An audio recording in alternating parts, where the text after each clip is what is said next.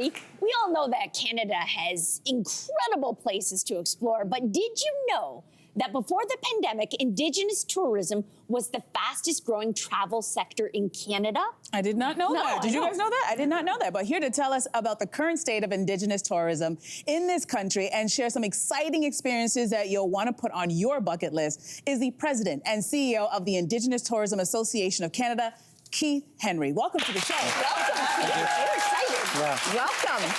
Well, these stats are astounding. So according to your organization, 1 in 3 international visitors to Canada and more than half of domestic travelers within our country are looking for an Indigenous destination. So what sets apart Indigenous travel experiences from, say, let's say, other experiences? Yeah, I think Canada is an amazing country, but what we haven't really done a really great job is understanding the history and stories of what we have. Ancient culture here, and we think of ancient often as Egypt or other, romantic international destinations, but we have it right here in our backyards.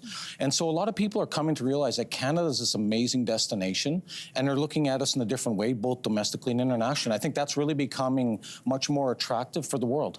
I mean, we heard the shock off the top when we mentioned about how this, before the pandemic, the Indigenous tourism was the fastest growing travel sector in Canada. So let's talk about the impact that the pandemic had on this sector. Yeah, it was quite, I've been doing this for 19 years now, helping market and promote Indigenous tourism. And 2019 was our best year ever, just about $2 billion in revenues for Indigenous tourism. Good. Big business, 1,900 businesses, about 40,000, mostly Indigenous people working in the sector. And overnight, it really, we were the hardest of the hard hit. And so it was quite devastating from 2020 to about 2022 or so. But the fortunate news is today it's coming back. And because of things that have happened over the last few years, I actually see higher demand than I saw in 2019. So we know the realm of the possibility is still a lot more in front of us. That's fantastic. All right, well, the industry leaders say that Canada has the potential to be a global leader in Indigenous tourism, but despite the recent federal investments, there's still a lack of support, which is huge. So what needs to be done so that they can get the support that they need?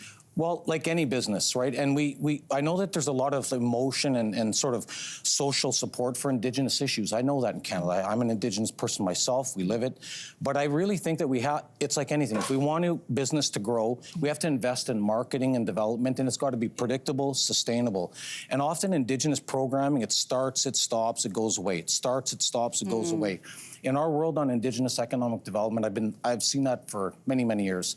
And so we're trying to put strategies out and have the entire industry and governments at all levels, federal, provincial, municipal, they all need to understand that these investments will actually help them as well. And so I think we have to get people to understand that narrative.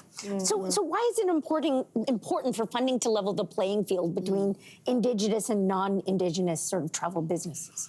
Well, like anything, right here, we're in Toronto today, there's marketing dollars to promote Toronto. Yeah. Well, we don't have the same level of tools to market Indigenous tourism. We depend on others that might want to help us out to market us. And what we're saying, it needs to be Indigenous-led. We know the tools, we know the brands, we know how to market authentic experiences. That's the whole point of what differentiates us. And I think that having the industry and partners understand that's really important. Well, I don't know about you, but I want to learn about some of these amazing Indigenous destinations, don't you? I cannot wait. The first one you're going to take us to is in British Columbia. So tell us about it. Yeah, it's a beautiful wilderness resort, Klahoose Wilderness Resort. It opened up in 2021. It's a luxury-style resort. It's absolutely breathtaking. It's a 5-star experience. And what they've done is repurpose an existing sort of business that the community bought. They're now hiring Klahoose guides. These are things that are helping promote Klahoose artists. And these are the things that, it's whale watching, and yes, it's outdoor adventure and sightseeing, but you add the Indigenous storytelling about the lands and the water there, and it really adds a special element to that experience. Love it. Wow. Beautiful. Okay, we're going to head to Alberta next. So what should we do there?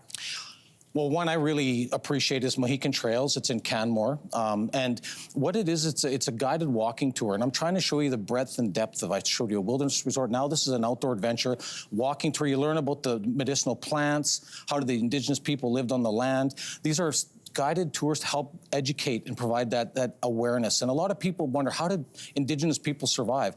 They teach it if you want it. And these are the way, when we talk about reconciliation, these are the things, if you truly want, there are experiences that will actually guide you to those learnings. Oh, wow. So what was the name of that place that we were just... Mohican Trails. Okay, Mohican Trails. And you can do that all year round? All year round. Okay, that's so fascinating. Because I imagine you would learn different things. Absolutely. Depending on the season that you That's go. amazing. That's right. Yeah, great. Incredible.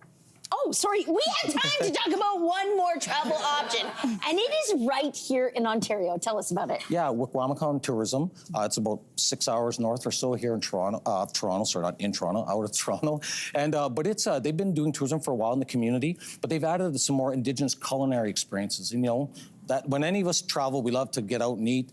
They have Anishinaabe guides, the Bambabake Memorial Trail. They take you out, you forage for food, and you actually. So you learn how to cook it traditionally, whether it's stone-cooked venison, or they might do trout traditionally with the cedar plank, or they wrap it. So I mean, these are all kind of Indigenous culinary experiences that is truly world class. Yeah, That's absolutely. incredible. Every Oh, single place God. you've mentioned is now on my bucket list of places that I need to go and see. And for anybody who's looking for more information and wants an authentic tour, where should they start?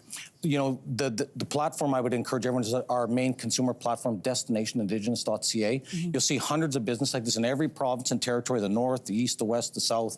And these are authentic Indigenous-owned experiences that are really promoting Canada in an amazing way. Beautiful. I love that. Oh, it is amazing. I incredible. want to say I've actually used your website and I've traveled based on your website. So it is the real deal. So thank you for everything you're doing as well. Thank you. Thank you. Wow. Hey, you, come a bit closer.